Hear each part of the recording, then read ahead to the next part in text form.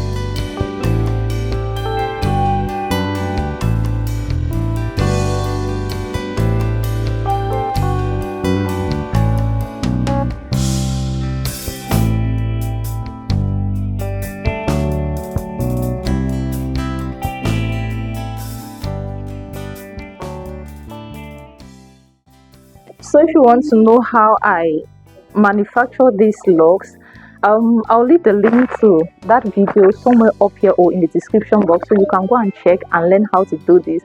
I already have series of video about this, but this is an upgraded version. Like this is the first stage,